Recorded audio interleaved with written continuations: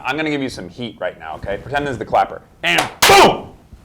Hi, everybody. I'm Mark Chaffardini with Go See Talk. I'm here with Dax Shepard and Michael Peña to talk about Warner Brothers' Chips. Guys, thank you so much for coming to Dallas. Yeah. That was hot. Thank you. I like how you say brought the Warner heat. Brothers' Chips. Well, Because you know what? Warner Brothers There's two Is it? plurals back to back. Warner It's not Brothers' good. Chips? That is right. Well, Warner I'm wondering Brothers' because Chips. one of the things I want to ask is, I don't want to jump into the sequel, but how would you pluralize Chips, and have you thought of titles for Chips is too? pluralized. Yeah, Chips is... More chips. Mustard. We did have some funny titles that I've now forgotten, which is the Oh, bane of my existence. I think of funny scenes all the time, and I don't jot them down. What were They're some of gone. the titles? Chips Ahoy. No, I don't know. I can't Chips 2 remember. Cruise Control? Is that 2 on the money? Chipwrecked. Oh, that's nice. I think that Yeah, Alvin and everybody, Alvin exactly. stole that one. Darn it. They do great, clever titles, those guys. Oh, really? Yeah, Alvin and Chip Happens? Oh, those guys. Yeah. When you see a property turned over from a TV show to a movie, you always think it's like it's a parody or it's irreverent just for the sake of it. But I Yeah. like the tone that you guys struck. It was crazy and raucous, but it also great action, old school R-rated comedy. So. Thank you. That was our main goal. And when I approached Warner Brothers to do this movie, they had developed over the years, as you point out, different parody versions. And I very much just wanted to make Bad Boys. That was my kind of North Star in writing this, or Lethal Weapon, although that's obviously a very lofty goal. But you get my point. Yeah, it's important. It was important to us that we took the movie serious and that we weren't winking at the camera ever. Absolutely. Because also the danger in that is that some people don't know the show, and so they don't know the references, that you're doing, so they just don't get it. Yeah. The film-going audience, 18 to 25, who drive the marketplace, they have no clue what Chips is. We found that out the hard way. So they had no clue who's in the ambulance at the end. Some of them Weirdly, do. that's Oddly the weirdest enough. part. So when they fill out the form to come to the test audience, it'll say only 14% of the people know what Chips is. But then when Estrada comes on, half the audience claps. You tell me. I don't know how that math works. Well, I don't either. Yeah. And also when they hear the theme song, they get like a kind of visceral reaction to the theme song, yet they don't know what Chips is. So again, Maybe there's a lot of prenatally, mysteries. like it brings something back. You're right. In utero, maybe they heard that theme song. Well, speaking of that, how did you channel the Estrada? How did you bring your sexy stuff up there? Hey, no. Well, you know what? I got in shape. I felt a little bit more confidence, a little better about myself. But he brought himself to the character. I said, you know what? I'm just going to do that because I know what I'm working with, America. And so Which is great symmetry. Great symmetry. Amazing personality. Thank you. Infectious smile. Beautiful skin tone. Yeah.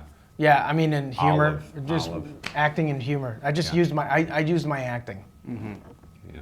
Well, I'd say. Well, Dax, you are writer, director, star, craft services, makeup, Producer, maybe yeah. not all that. And Michael, you are one of the greatest character actors of this century. You guys brought a lot to Agreed. the table. But how did you decide, beyond the tone, how did you decide that you wanted to make it so actiony? That's what was really important. You're a great motorcyclist. And Thank you for noticing. I start with that. My first love is motorsports, far above movies or comedy. So I'm just looking for an excuse to act out all these things I saw as a kid, Smoking the Bandit and Hooper. I'm trying. I have an opportunity to live out that fantasy. Why not? And that's where I start. So I go through and go like, oh, Fall Guy had a cool truck. I could make a movie out of that. Hardcastle McCormick had that weird kit car. I could do something with that. I start with, oh, what has a vehicle in it? Mm-hmm. Yeah. nice. Michael, I'm That's glad not you- as academic as maybe other filmmakers would be, but it's It worked for me, dude.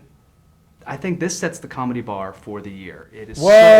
it is so Thank laugh out loud you. funny, and you guys had the lead into this movie was the trailer for The House, and that last clip of The House, like, oh man, how are Dax and Michael gonna live up to that? And it's like the California Highway Patrol does not endorse this at all. It's like, okay, this is the movie we're gonna see. Good.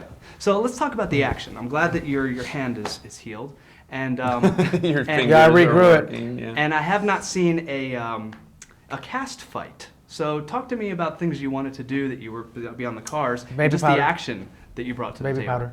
Well, so we had a pretty modest budget for this movie. You know, I think the Fast Furious movies are in the like 200 millions now. We had 25 million. So knowing that we were limited on the spectacle, it was important to me that you got a joke after every kind of action bit, right? So we get into this rhythm of like cool stunt, joke, stunt, joke. So even in what you referenced, the cast fight, they're having a very serious, life-threatening fight on the other side of the warehouse, and we're having this very stylized cast fight. And what's funny is we were using so much baby powder on these casts that while I was filming, I was like, this is too much. But the way it kind of read like, it's almost believable that much powder was flying off. It smelled so good, that set. Yeah. That's the only thing I remember. Baby powder. One last question. As someone who does not ride motorcycles, what is the key to staying comfortable on a motorcycle? Well, just don't freak out and just learn your throttle and your brake, and then just learn how to stop and go as well as you can, and then turn. Mm-hmm. And how about the seat area? How is that? How do you make that comfortable? Oh, it's just comfortable. The bike that I have is really comfortable. So you buy one that fits you. Which can be challenging. Yeah. They seem to make motorcycles exclusively for tall guys. Because I ride, all the bikes I ride, I'm just tall enough. And I'm very tall. Yeah. Too tall, some would argue. And the guys that were riding a lot, I was like, oh man, it's really uncomfortable to stop. And this 800-pound beast that I'm riding, they're like, oh yeah, as soon as you stop, just shift up and just get off the bike almost and go like this and have one leg up. And then just get on. I'm like, oh man, that's kind of crazy for just like your first time rider.